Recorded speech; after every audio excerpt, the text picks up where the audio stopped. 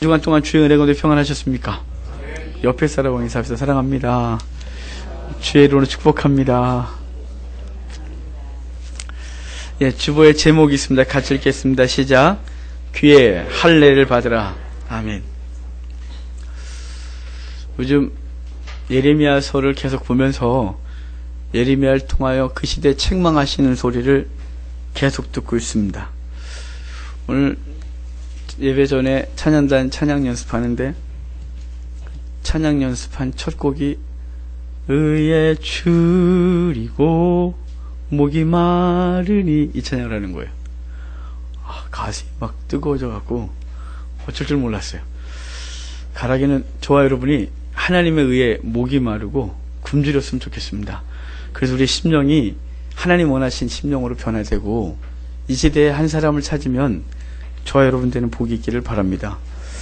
오늘 본문을 보면 계속되는 이스라엘에 대한 책망이 있습니다. 그 책망을 시작할 때 예레미야를 부르면서 했던 사인이 뭐냐면 끓는 가마가 위에서부터 쏟아지고 그래서 북쪽에서부터 그 내용물이 그 끓는 것들이 쏟아져 내려오는 환상을 보게 하셨습니다. 그리고 그것을 끊임없이 증거하고 있는데 오늘 본문에 와서 그것을 더 분명하게 그리고 더 분명한 확신으로 그리고 사인으로 말해주고 있습니다. 오늘 1절을 보면 그렇습니다. 1절에 우리 1절 같이 읽을까요? 1절입니다. 베냐민 자손들아 예루살렘 가운데로부터 피난하라. 드고아에서 나팔을 불고 베타게렘에서 깃발을 들라. 재앙과 큰 파멸이 북방에서 엿보아 옴이라. 아멘. 지금 이스라엘을 향하여 경계하랍니다. 나팔을 불랍니다. 예루살렘 주변에 있는 도시들입니다. 거기서 나팔을 불어라. 대적들이 몰려오고 있다. 라고 해서 이제 하나님의 심판이 진행되고 있음을, 그 하나님의 심판이 문 앞에 와 있음을 얘기하고 있어요. 그 뒤에 이어지는 얘기 보면 그 대적들이 와서 예루살렘 주변에 진치고 양떼를 먹이고 있고 그리고 목책을 예루살렘을 향하여 쌓아서 공격할 것을 이야기하고 있습니다. 이렇게 예루살렘이 공격을 당하고 철저히 심판을 당하게 되는 이유는 우리가 이미 보았듯이 그들이 넘치는 악이 있었기 때문입니다. 이를 7절에서 이렇게 묘사해요. 우리 7절 또 한번 읽을까요? 7절입니다. 샘이 그물을 솟구쳐냄같이 그가 그 악을 드러내니 폭력과 탈취가 거기에서 들리며 질병과 살상이 내 앞에 계속하느니라. 하나님의 은혜, 그 공의 또 의로움이 솟구쳐 오르는 백성이라 하는데 그렇지 아니하고 그들은 샘이 솟구쳐 오름같이 그 죄악이 계속해서 솟구쳐 오른대요. 막아도 또 다른 곳으로 튀어나오고 그 죄악이 가득해서 그 백성들이 이제 심판을 받아야 될 것에 대한 말씀을 하고 있는 것입니다. 이스라엘 백성들의 죄악이 이제 하나님의 인내의 한계를 넘고 있었기 때문에 심판이 문밖에 있었던 것입니다. 그런데 왜 그들은 그렇게 패역하고 또 패역해졌고 심판하시는 하나님에 대해서 인지하지 못하고 있었을까요?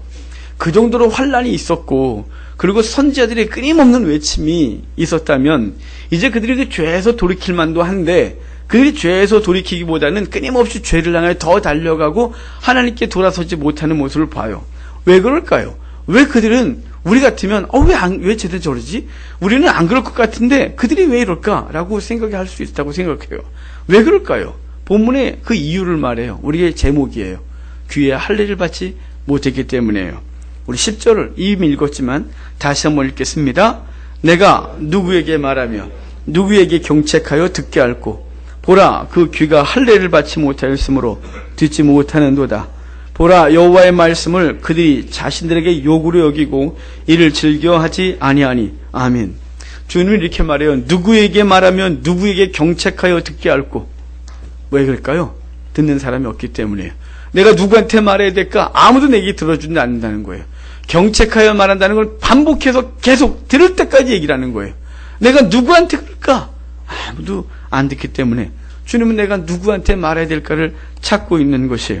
아무도 하나님 말씀에 귀 기울이지 아니하고 듣지 않는 세대, 그때가 예레미야가 활동할 때입니다. 같은 시대 같은 내용의 말씀을 전했던 에스겔을 부르실 때 하나님 이걸 예고했었어요. 에스겔서 2장 5절을 보면 이래요. 그들은 패역한 족속이라 그들이 듣든지 아니 듣든지 그들 가운데 선지자가 있음을 알게 하라. 듣든지 아니 듣든지란 말은 그들이 안 들을 거란 말이에요. 안 들어도 너네 전해라 이렇게 말하는 것이죠. 주님께서는 이 선지자를 통해 끊임없이 말했음에도 그들은 듣지 아니하고 도리어 박해했습니다. 주님은 이렇게 오늘 본문 말하는 거죠. 누구에게 말하고 누구에게 경책하여 듣게 앓고 하며 탄식하고 있는 것입니다. 이러한 세대는 시대를 거듭하며 계속해서 반복되어 나타났습니다. 예레미야가 선지자 활동할 때도 그러했고 예수님께서 활동하실 때도 그러했습니다. 그래서 예수님은 그 반응하지 않는 세대를 향하여 이렇게 말씀하셨었습니다. 우리가 너희를 향하여 피리를 불어도 너희가 춤추지 않고 우리가 슬피 울어도 너희가 가슴을 치지 아니했다. 예수님 때 예수님 말씀에도 반응하지 않았습니다. 그것은 그때만이 아니라 끊임없이 지금 우리가 살고 있는 세대에도 다시 도래해서 이 말씀이 외쳐지지만 그 말씀에 귀 기울이지 아니하고 반응하지 아니하고 그 말씀으로 변화되지 않는 세대, 그 시대에 우리는 살아가고 있는 것입니다. 어제 교계신문을 보다가 마음이 아팠습니다. 교계신문의 첫면에 이렇게 기사가 있었어요.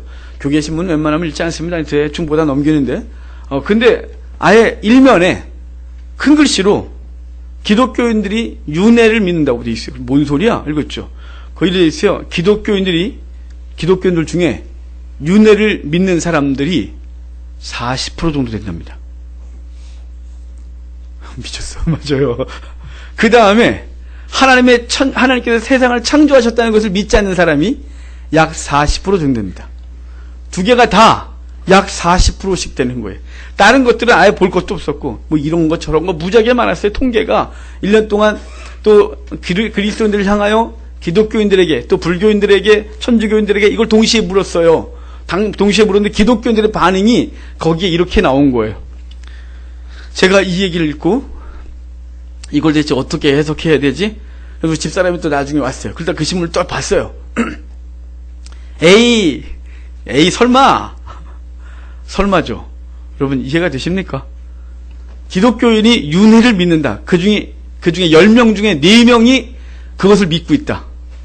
이거 기독교인이라고 말하면 안 돼요. 교회 다니는 거지. 하나님이 세상을 창조하신 것에 대해서 40%가 믿지 못한다. 아니 성경 첫 편에 시작하면서 태초에 하나님이 천지를 창조하셨다. 이렇게 시작하는 거예요. 아니 그것부터 믿지 못하면 흥분해가지고 바람이 더 믿지 못하면 대체 그 뒤에 예수님이 우리를 위해 죽으시고 그리고 그 죽으심으로 우리가 대속함을 얻고 영원한 천국을 얻었다는 것을 대체 어떻게 믿어요? 천지를 창조하신 것도 못 믿는데 죄를 다 대속하셨다는 것은 어떻게 믿느냐 이 말이에요. 부활은 어떻게 믿을 것이고 그래서 어제 심각했어요. 그래서 한동안 생각했어요.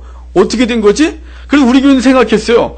우리 교회 김종팔 안수님장부터 쭉 생각했어요. 믿나? 다 믿는데 아닌가? 그랬어요. 그럼 우리 교회는 아닌데 딴 교회만 그런가? 아니 대체 어떻게 된 거지? 이거 통계 잘못된 거 아니야? 이것 때문에 한참 힘들었어요. 왜 우리 한국교회가 이 모양이 됐을까요? 20년 전에 4분의 1이 기독교인이다 라고 말했던 통계가 이제는 10분의 2 정도, 지금 600만이 기독교인이라 그러니까 600만, 그러니까 10명 중에 1명, 많이 잡으면 2명 이라고 통계낸 것까지도 슬픈데, 그것도 슬퍼 죽겠는데 그 중에 10명 중에 4명은 아닌 거예요. 제가 보기에 그들은 기독교인이라고 말하면 안 돼요. 그냥 교회 다니는 교인 정도 되는 거죠. 왜 이렇게 됐을까요? 왜 한국교회 이렇게 비참할 정도로 무너진 걸까요? 왜 뭐 세상에서 거룩한 삶을 뒤로 하고 그건 차치할지라도 우리 속에 믿음의 기본도 이렇게 엉망이 된 걸까요? 왜 그럴까 생각했어요. 그건 첫 번째가 우리 목회자들 잘못이에요. 바른 복음과 하나님에 대해서 바르게 가르치지 못하고 이 땅에 복을 강조했을 뿐 죽음 이후에 완전한 천국과 완전한 심판이 있다는 것과 하나님이 어떤 존재인지에 대하여 보게 안 했어요. 그냥 예배 30분 드리는 동안 좋은 얘기, 즐거운 얘기, 재밌는 얘기, 오늘 좋은 얘기 듣고 갔네, 이것으로 족하고 교회가 유지되는 것으로 만족했던 우리의 잘못이에요. 이 본문 14절에 그들도 우리와 동일한 걸 얘기를 해요. 그들이 내 백성의 상처를 가볍게 여기면서 말하기를 평강하다는 평강이 없대요. 무슨 얘기일까요? 당시 거짓 지도자들, 거짓 선자들이 뭐라 그러냐면, 바르게 가지 못하고 있는데 괜찮아요. 하나님 우리를 복 주세요. 우리는 복될 거예요. 우린 영원히 복 받아요. 여러분 헌금하시고 교회 잘 나오시고 그러면 천국이에요. 이렇게 가르쳐 놓은 거예요. 평강이 없는데 평강이 있다고 사기쳐 놓은 거예요. 그래서 진지한 고민이 없어요. 진지한 영적 이 구도자의 자세가 없고 그냥 들락날락했어요. 첫 번째는 목사들의 잘못이에요. 두 번째는 자신들이 듣고 싶은 얘기만 듣는 성도들의 이기적인 욕망과 불신앙 때문이에요. 하나님 말씀이 선포되는데 그 말씀 속에서 주의 책망이나 주님이 요구에 대한 건 들리지 아니하고 자기가 원하는 얘기만 걸러듣는 습관이 우리 속에 있는 거예요. 그래서 동일한 얘기를 들었는데 나가서 물어보면 다 다른 얘기라고 앉아 있는 거예요. 성경 창세기부터 요한계시록까지 다 얘기를 해도 듣고 싶은 얘기만 듣고 앉아 있는 거예요. 13절에 그 죄악을 얘기를 해요. 이는 그들이 가장 작은 자로부터 큰 자까지 다 탐욕을 부리며 선자로부터 제사장까지 다 거짓을 행한대요. 왜 듣고 싶은 얘기만 듣나요? 탐욕, 자기들이 원하는 얘기, 이 욕구를 채워주는 얘기만 듣는 거예요. 그래서 그것으로 만족하고 더 이상 없는 거예요. 제가 가르쳤던 어떤 청년의 카톡을 받다가 이걸 어떻게 해야 되지? 이런 고민했어요. 왜냐면 그 카톡의 첫면에 이 녀석이 올해 하나님 주신 말씀이라고 자기네 교회에서 준 책갈피를 딱 찍어놓은 거예요. 잘 되고 그래서 이놈 어떻게 해야 되지 이거를?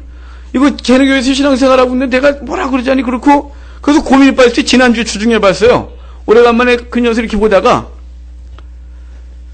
한국교회는 제대로 된 말씀을 선포하지 아니하고 그리고 성도들도 제대로 된 말씀보다는 잘 되고만 듣고 싶어해요. 올해 하나님 주신 말씀이 309절이래 한국교회. 이런 사기가 있습니까 그래? 다 좋은 말씀. 죄에 대해서 책망하거나 바르게 하는 건 없고 어디로 가든지 잘 되고 복 받고 넘치도록 받고 이런 얘기만 다 써놓은 거예요. 골라갖고 한국교회 사기쳐놔서 더 이상 성경에 대한 관심도 없어졌고 올해 주셨는데 뭐 올해 그거 하나 갖고 복 받을 건데 뭘 더 이상 찾겠어요. 목회자들의 잘못과 듣고 싶은 얘기만 듣고 싶어하는 한국교회의 이 모습이 지금 이 비참한 현실을 낳은 것이에요. 하나님의 말씀이 홍수처럼 쏟아지지만 너무나 적은 무리들이 그 말씀을 진지하게 듣는 세대가 되었어요. 말씀에 대해서 진리에 대해서 진지한 고민이 없어요. 교회에 나와 평안을 찾고 교회에 나와 기도하며 자신이 원하는 것만 얻는 것으로 만족하고 더 이상의 고민이 없어요. 오늘 먹고 배부르면 뒹굴거리는 짐승처럼 오늘 하나님 내게 주신 평안과 부요만 있으면 내일이나 영원한 천국이나 내세나 자기의 영혼에 대한 진지한 고민이 없는 세대, 이 정말 얄팍한 세대, 지금 본능에 충실한 세대가 되고 말았어요. 개인 소득이 3만 불이 넘으면 기독교는 쇠퇴한다는 통계가 있어요. 한국교회는 그 통계대로 가고 있는 거예요. 왜 많은 교인들이 3만 불이 넘으면 교회를 떠날까요? 목적이 뭐였을까요? 하나님이었을까요? 하나님이었으면 개인 소득이 3만 불이 넘으면 주를 떠날까요? 아니죠.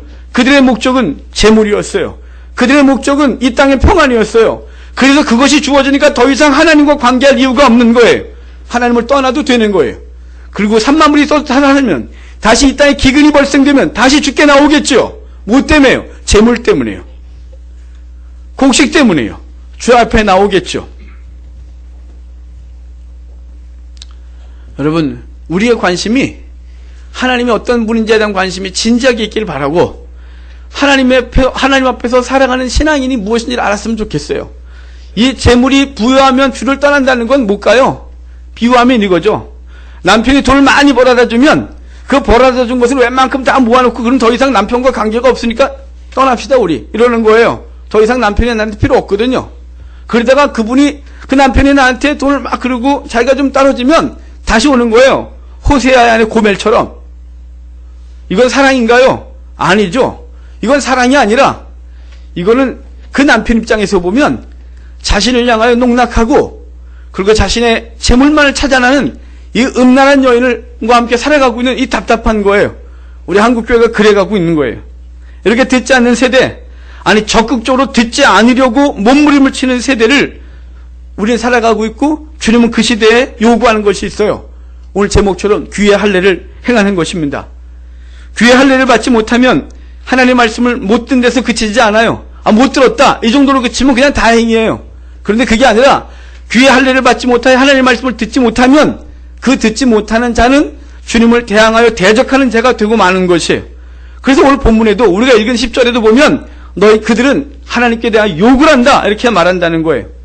미가 선지자도 자신이 말씀을 전했을 때 그 말씀을 들은 당시 사람들의 반응에 대해서 예레미야와 똑같은 말을 했어요. 미가서 2장 6절에 이렇게 기록합니다. 그들이 말하기를 너희는 예언하지 마라. 이것은 예언할 것이 아니거늘 욕하는 말을 그치지 아니한다 한다. 그러니까 하나님 말씀대로 바르게 살라고 하면 사람들이 말하기를 그런 소리 하지 마. 우리 나한테 욕을 하는 거야, 욕을. 이렇게 말한다는 거예요.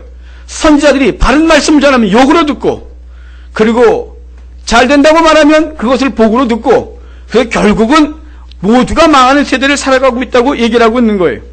그들은 그래서 말하는 거죠. 예언하지 마라, 이렇게 말하는 거예요. 하나님 말씀을 전하지 말아요. 그런 것들은 니네가 할 게 아니잖아. 내가 그렇게 살든 말든 니 상관하지 마, 이렇게 말했다는 것이. 그 이유와 설명이 없어도 알 수 있듯이 왜 선지자들에게 말하지 말라고 했냐면 그 말이 욕으로 들렸기 때문입니다. 그들은 왜 욕으로 들렸을까요? 왜 하나님의 말씀이 욕으로 들릴까요? 그것은 자신이 원하는 이야기를 해주지 않기 때문이에요. 자신들의 죄를 지적하고 바르게 살라고 말하는 선지자들의 말은 자신들을 괴롭게 했습니다. 그러기에 그들은 하나님의 말씀을 욕으로 들은 것입니다. 예수님 당시에 세례 요한의 책망을 들었던 안디바도 그렇습니다. 그런 동생의 아내인 헤로디아와 부적절한 결혼관계를 맺었습니다. 세례 요한이 책망했고 그 소리를 듣고 싶지 않아서 그를 감옥에 가두고 결국은 세례 요한의 목을 자르고 말았습니다. 시대를 막론하고 사람들은 자신의 죄를 지적하면 그 사람을 좋아하지 않습니다. 여러분만 그런 게 아닙니다. 저도 똑같습니다. 저도 누구에게 자꾸만 저에게 누군가 얘기를 하면 맨 처음엔 한두 번은 고맙게 듣다가 자꾸 얘기하면 귀찮을 것입니다. 만나고 싶지 않습니다. 우리의 본성이 그러합니다. 그럼에도 불구하고 그 본성을 이겨야 합니다. 하나님께서 죄를 지적하는 소리를 귀 기울여 듣고 그 말씀대로 살기 위하여 몸부림치는 저와 여러분 되어야 하는 것입니다. 이것은 사람의 책망일 수 있습니다. 하지만 그 사람의 책망을 듣지 아니하면 하나님의 책망을 직접 듣는 순간이 있게 된다는 사실을 기억하고 하나님 앞에서 하나님 강단에 선포되어지고 성경을 통해 들려지는 하나님의 책망에 귀 기울이고 주 앞에서 어찌 살까를 고민하는 우리가 되기를 바랍니다. 제가 몇 년 전에 아주 친한 집사님에게 그 아들에 대한 얘기를 한 적이 있습니다. 집사님, 얘가 요새 삶이 좀 그래요. 이런 부분에 대해서 좀 고쳐야 될 것 같아요. 그랬더니 그 앞에서 네 했습니다. 그럼 몇 달이 지났습니다. 그 형제가, 또 다른 형제가 있는데 그 친구하고 무슨 얘기를 하다가 우리 엄마가 요새 목사님 싫어하는데 그래서 왜? 내가 뭐 했는데? 그랬더니 그때 걔한테 싫은 소리 했기 때문에 목사님이 그런 소리를 해서 싫어하는데 우리 아들을 그렇게 봤기 때문에 그다음부터는 안 해요, 그 사람한테는. 왜 합니까? 제가 욕 먹으려고. 우리 교인도 아니고 가끔 만나는 사람인데 옛날에 좀 친했었어요. 만나고 싶지 않아요. 저는 정말 사랑해서 한 말이에요. 여러분, 사랑하지 않으면 말하지 않습니다. 길을 지나가다가 어떤 애들이 이상한 짓을 하면 뭉태기로 모여있으면 요즘은 건들지 말래요. 큰일 나요. 그 애들에게 그냥 할 말하다가 에이 저들 살다 말겠지, 저것들은 지나가겠죠. 만약에 거기에 우리 아들 손이가 껴있으면 가만 놔두겠습니까? 너 일로 와 이놈아 이래갖고 무서운 중이들이 몰려갖고 저를 패는 한 있어도 걔를 잡아다가 제가 따끔하게 혼내겠죠. 바른 말 하겠죠. 저의 말을 욕으로 들어도 그 녀석이 지금 욕으로 들어도 후에는 욕이 아닌 줄 알 때가 올 줄 믿고 하겠죠. 왜요? 사랑하기 때문이에요. 하나님은 우리를 사랑하시기 때문에 책망을 하는 거예요. 우리에게 싫은 소리를 하는 사람은 진짜 우리를 사랑하는 사람이에요. 우리를 사랑하지 않으면 절대로 싫은 소리 안 합니다. 왜냐하면 좋은 소리만 통해서 좋은 소리만 해서 그 사람한테 빼먹을 것을 열심히 빼먹으면 되지 뭘 싫은 소리까지 해서 관계를 깨겠습니까? 여러분, 하나님께서 우리에게 이 책망의 말씀을 하실 때 그 말씀은 우리를 사랑하여 하신 말씀인 줄 듣는 귀가 있기를 바랍니다. 이제 그 귀의 할례를 행하는데 어떻게 해야 되는지를 본문에서 몇 군데서 얘기를 해요. 자, 16절 좀 봅시다. 16절 같이 읽겠습니다. 여호와께서 이와 같이 말씀하시되 너희는 길에 서서 보며 옛적 길 곧 선한 길이 어디인지 알아보고 그리로 가라. 너희 심령이 평강을 얻으리라 하나 그들의 대답이 우리는 그리로 가지 않겠노라 하였으며 아멘. 주님은 이스라엘 백성에게 옛적 길, 곧 선한 길이 어디인지 알아보고 그리로 가라고 말씀하십니다. 옛적 길이라는 못 가요. 믿음의 선진들이 갔던 길, 그 길을 너희가 알아보고 그 길로 가랍니다. 에녹이 갔던 길, 그리고 노아가 갔고 아브라함과 이삭과 야곱이 갔고 다윗이 갔고 히스기야가 가고 요시야가 갔던 그 길, 지금 예레미야 기준 그 앞에 있는 믿음의 선진들, 하나님이 칭찬하셨던 그 믿음의 선진들의 길을 알아보고 그 길로 가라고 말씀하고 있는 것입니다. 하나님은 이스라엘 백성을 강한 손과 큰 팔로 그 백성을 애굽에서 끄집어내고 광야에서 언약을 맺으셨습니다. 시내산에서 피를 뿌려 언약하면서 나는 너희 하나님이 되고 너희는 내 백성이 되리라고 말씀하셨습니다. 이제 피 뿌려 관계를 형성하고 나서 하나님은 그 백성을 보호하시고 돌보시고 인도하실 것이고 그 백성은 주의 뜻대로 사는 관계를 형성하는 것입니다. 그래서 주의 백성들 주의 인도하심을 따라 주님이 말씀하신 대로 그 길을 따라가는 존재가 된 것입니다. 선지들이 믿음의 길을 걸으며 겪었던 것들을 우리는 교훈 삼고 있습니다. 이 성경이 왜 주어졌습니까? 성경에 있는 주의 말씀들을 보고 그 말씀이 어떻게 이끌어간지, 그 믿음의 선진들이 어떻게 했을 때 하나님께서 복을 주셨고 그러지 않으면 어떻게 책망이 임했고 하나님의 백성들이 어떻게 살아가는지를 보는 것으로 우리에게 주신 것입니다. 우리는 실패하며 배우지 않아도 됩니다. 고집스러우면 꼭 실패하며 배웁니다. 우리 목회 선배님들이 하셨던 방법들이 있습니다. 제가 33세 개척을 하고 초기에는 그걸 다 무시했습니다. 꼭 그래야 되는 거야? 꼭 그래야 되는 거야? 이러고 나중에 알았습니다. 왜 선배들이 그렇게 했는지, 왜 선배님들이 그렇게 목회를 했었는지, 그것이 교회에서 왜 선배님들이 성도들과 그렇게 깊게 어울리지 아니하고 왜 성도들 앞에서 화제실도 가지 아니하고 왜 꼭 그래야 돼? 꼭 그래야 돼? 다시 뒹굴면 되지? 왜 그런지 알았습니다. 우리는 내가 예수님이 아닌데 예수님처럼 흉내를 내고 까불었던 저를 봤고 선배님들이 여러 가지 교회의 어떤 절차라든가 질서를 잡아놨던 것을 다 무시했습니다. 성경이 그런 걸 말해주던데 못하려 했어. 하지만 선배님들이 했던 이유들이 있었습니다. 그렇게 꼭 값비싼 대가를 지불하고 배워야 되겠습니까?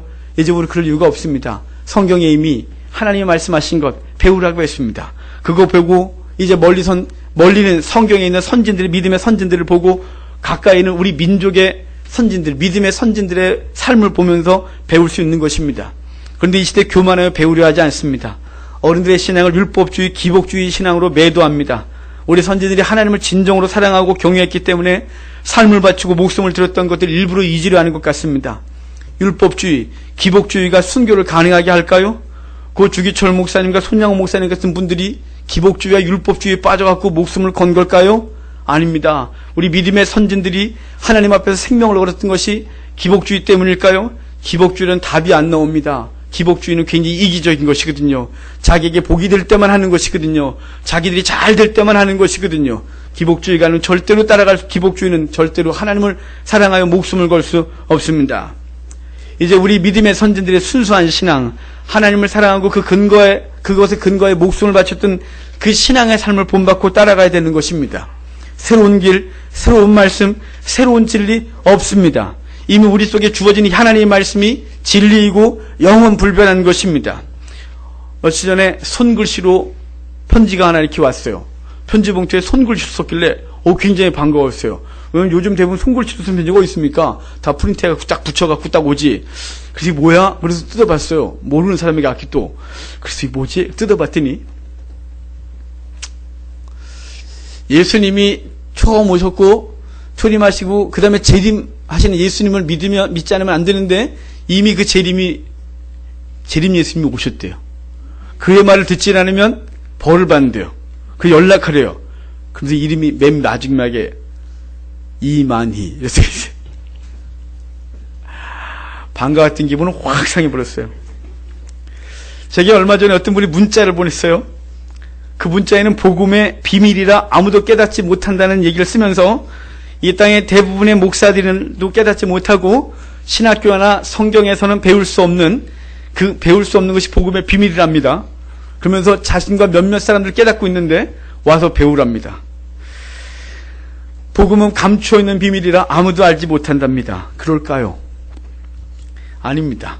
이 시대 복음은 이미 열려있고 주께 선택한 백성들에게 이 말씀을 누구나 알 수 있는 그 쉽고 편한 말씀 우리에게 주어졌습니다.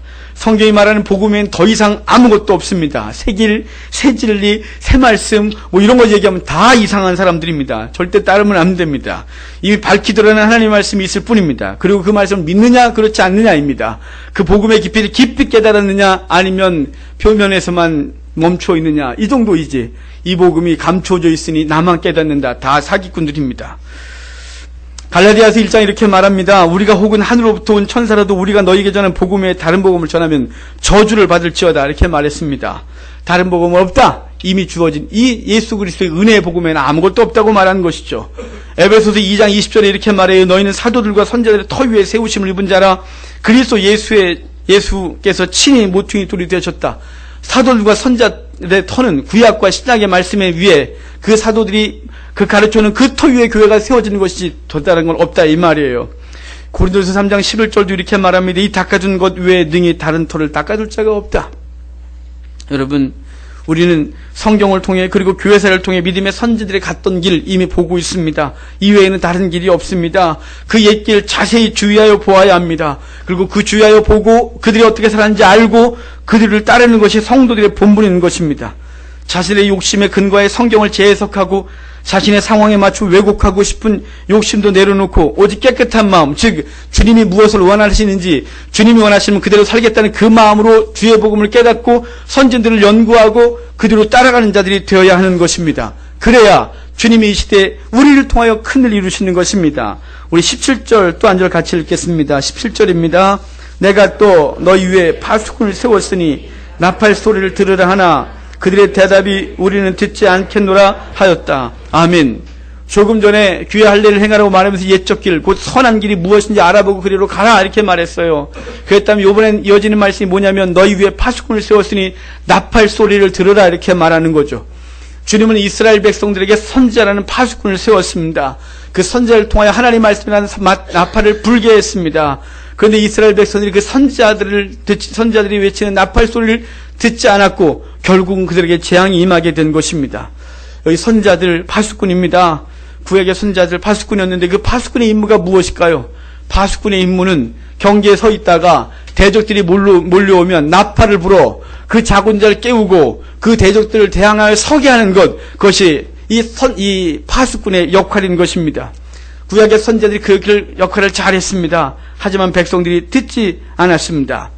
이스라엘 백성들은 선지자의 소리를 듣지 않았어요. 역사를 통해 보면 듣지 않았을 뿐만 아니라 심지어는 그들을 죽이기까지 했습니다. 이사야 선지자, 그 이사야 선지자는 므낫세가 통나무를 반으로 켜고 그 안에 선지자를 집어넣고 뚜껑을 덮고 톱으로 켜 죽였다는 설이 있습니다. 예레미야서는 어떻게 죽었는지에 대한 예레미야서의 근거가 없습니다. 하지만 예레미야는 살아있는 동안, 사역하는 동안 살해 여부를 수도 없이 겪었습니다. 세례 요한도 죽었고 예수님도 십자가에 못 박혔습니다. 그 뒤를 사도들도 사도 요한을 제외하고는 모두가 순교했습니다. 왜 그럴까요? 그들이 나팔을 불었기 때문입니다.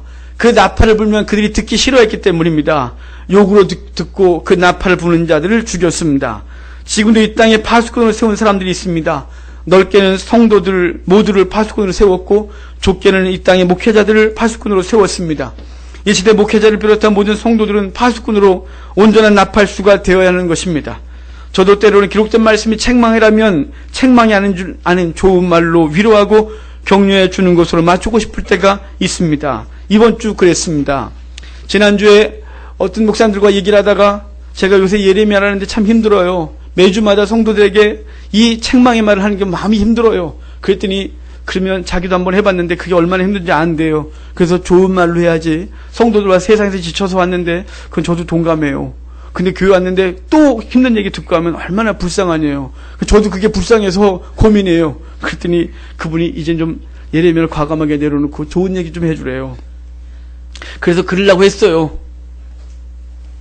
진짜 그러려고 그랬어요. 너무 지지난주에 너무 마음이 힘들어서 예레미야 5장까지 하는데 더 이상 진행할 수가 없는 거 마음이 무겁고 그래서 통독 집회 내내 힘들었고 그리고 또 지난 한 주간 동안 고민했고 결국은 다시 왔어요.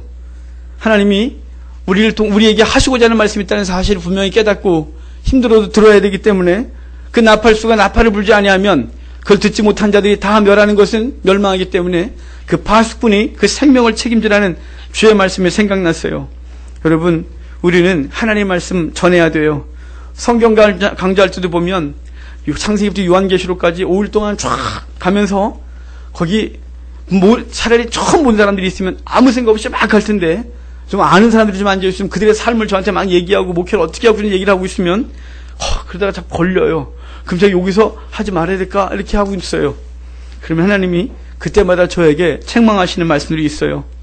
이렇게 돼 있어요. 만일 나팔이 분명하지 못한 소리를 내면 누가 전투를 준비하리요? 야, 말 성경을 가르친 자가 어설픈 얘기를 하면 듣는 자들이 그래도 되는 건가? 이렇게 한다 이 말이죠. 분명한 소리를 내래요.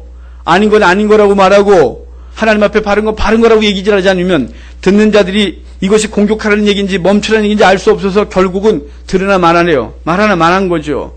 갈라디아서 1장에 이렇게 말했어요. 내가 사람에게 좋게 하랴 하나님께 좋게 하랴 사람에게 기쁨을 구하랴 내가 지금까지 사람의 기쁨을 구하였다면 그리스도의 종이 아니다. 그러니까 하나님이 말씀하시고자 원하는 것들을 전해야 되는 것이 파수꾼의 역할입니다. 목사뿐만 아니라 저 여러분이 이 시대에 하나님의 말씀을 전하는 자로 섰다는 사실을 기억하고 주의 말씀을 온전히 증거하는 우리가 되기를 바랍니다. 또한 나팔 부는 자의 사명을 감당하는 것과 동시에 그 나팔 소리를 듣는 귀가 있어졌으면 좋겠습니다. 이 귀가 다치면 정말 소름 끼치는 상황이 벌어집니다. 아니, 귀 좀 다쳤는데 주의 말씀을 듣는 귀가 좀 다쳤다고 무슨 소름 끼치냐? 여러분, 이게 얼마나 소름 끼치는지 한번 예를 들어드릴까요? 어떤 사람이 철길을 걷고 있었습니다. 철길을 걷고 있는데 뒤에서 그 고속열차가 300km로 달려오고 있었습니다. 그걸 보고 있는 주변 사람들이 소리를 질렀습니다. 피하라고 막 소리를 지르고 막 난리가 났습니다. 근데 그 사람 못 듣습니다. 왜냐하면 귀에 헤드폰 끼고 락 음악을 크게 틀면서 어깨를 흔들고 다니기 때문에 뒤에서 오는 기차 소리, 그것이 철길을 막 두두두 떨어도 이것이 음악 소리인지 아무것도 모르고 결국은 그 결과가 어떻게 될지는 우리는 보면 알 수 있는 것입니다. 상상만 해도 소름 끼치지 않습니까? 상상만 하는 것으로 심장이 빨리 뛰지 않습니까? 이 세대 하나님의 소리를 듣지 못한 이들의 삶이 이와 같은 것입니다. 강단에서 아무리 외쳐도 듣지 못하는 세대, 강단에서 죄를 지적하고 그래서 돌이키라고 외쳐도 헤드폰 큰 거 쓰고 세상의 좋은 소리들로 듣고 세상의 소리를 들으면서 그 소리에 자기 어깨를 흔들거리며 하나님의 소리를 굳이 듣고 싶어 하지 아니하고 세상이 취하여 듣지 못하는 그 사람, 뒤에서 지금 300km 달려오고 있는 기차가 있다는 사실을 모르고 즐기고 있는 것 같은 사람입니다. 이런 사람에겐 소망이 없습니다. 아니, 소망이 없는 정도가 아니라 소름이 끼치고 있는 것입니다. 솔로몬의 생애 전반부와 후반부가 완전히 다릅니다. 솔로몬의 생애 전반부는 레부쇼메아, 듣는 귀가 열려 있었습니다. 하지만 솔로몬의 후반에 레부쇼메아, 듣는 마음, 이것이 닫혀버렸습니다. 그래서 초기에는 하나님의 말씀을 들어 성전을 건축하고 하나님을 경외하고 하나님 앞에 살아가다가 후반기를 가면 그것이 점점 묻어져 그 소리가 들리지 아니하므로 그런 이방 여인을 많이 두고 이방 여인과 함께 우상 숭배를 공식적으로 갖고 들어와 예루살렘을 우상 숭배하게 하고 그리고 나라가 찢어지는 아픔을 겪게 하는 이 일을 지르고 말았습니다. 성도 여러분, 이 나팔 소리를 들어야 됩니다. 좀 시끄럽고 시도 때도 없이 울려 퍼지고 그리고 귀찮은 것 같아도 이 소리 듣는 것이 복인 줄 압시다. 올해 하나님은 우리 하림교회를 향한 특별한 계획을 가지고 계시다고 믿습니다. 하림교회를 향한 특별한 계획이란 그 구성원인 성도들을 향한 특별한 계획을 말합니다. 하나님은 우리의 죄를 끊어내고 우리와 더 깊은 관계를 맺고 싶어 합니다. 그러기에 힘든 시간이 될 수도 있지만 예레미야를 보게 하셨고 우리의 죄를 객관적인 눈으로 보게 하고 있습니다. 그리고 위로가 아닌 책망의 나팔, 복이 아닌 심판의 나팔을 불게 하셨습니다. 그리고 저와 여러분 그것을 들어야 하는 것입니다. 제가 전에 말씀드렸습니다.